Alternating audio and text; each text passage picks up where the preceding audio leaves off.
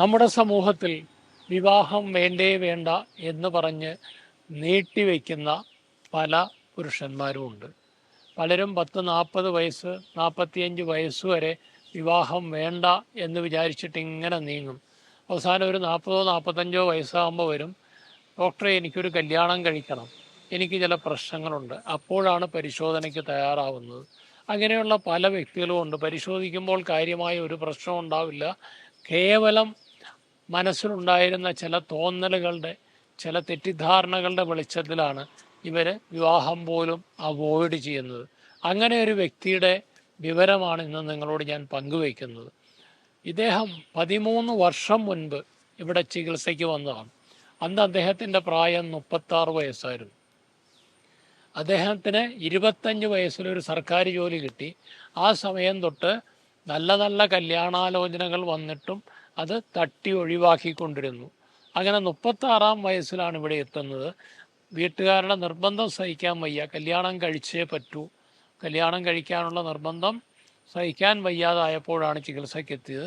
പ്രശ്നം എന്താണെന്നല്ലേ, ഡോക്ടറെ എൻ്റെ ലിംഗം ചെറുതാണ്, ഇതുകൊണ്ട് കല്യാണം കഴിച്ചാൽ അവൾക്ക് തൃപ്തിയാവില്ല, അവൾ മറ്റാരുടെയെങ്കിലും പുറകെ പോയാലോ അല്ലെങ്കിൽ എന്നെ ഒഴിവാക്കിയാലോ ദാമ്പത്യം തകർന്നാലോ തുടങ്ങിയ ധാരണകളായിരുന്നു അദ്ദേഹത്തിൻ്റെ മനസ്സിൽ. നമ്മുടെ ടീമിലുള്ള ഡോക്ടേഴ്സ് പരിശോധിച്ച് നോക്കി, അദ്ദേഹത്തിൻ്റെ ലൈംഗിക അവയവമെല്ലാം പെർഫെക്റ്റ്ലി നോർമലാണ്. പിന്നെ വിവാഹം കഴിക്കാനുള്ള പ്ലാൻ ഉള്ളത് കൊണ്ട് തന്നെ ചില ടെസ്റ്റുകൾ, കുഞ്ഞുങ്ങളുണ്ടാവാനുള്ള സാധ്യതകളും ഒക്കെ തിരിച്ചറിയാൻ വേണ്ട ചില ടെസ്റ്റുകൾ ചെയ്ത് നോക്കി. ആ ടെസ്റ്റുകളിൽ ബീജോത്പാദനവും തുടങ്ങിയ കാര്യങ്ങളെല്ലാം വളരെ നോർമലാണ്, ഒരു കുഴപ്പമില്ല. അങ്ങനെ കല്യാണം കഴിക്കാൻ പറഞ്ഞു. അങ്ങനെ അദ്ദേഹം വിവാഹം കഴിച്ചു. ഈ ചരിത്രം ഓർത്തെടുക്കാനുള്ള കാരണം, കഴിഞ്ഞ ആഴ്ച അദ്ദേഹം വീണ്ടും ഇവിടെ ചികിത്സയ്ക്കെത്തി. ഇപ്പോൾ വന്നത് എന്തിനാണെന്നല്ലേ, ഇപ്പോൾ സമീപകാലത്തായിട്ടൊരു ശീഘ്രസ്ഖലനം ഉണ്ടായി. മാത്രമല്ല, ശുക്ലം പോകുന്ന സമയത്ത് നല്ല വേദനയുമുണ്ട്.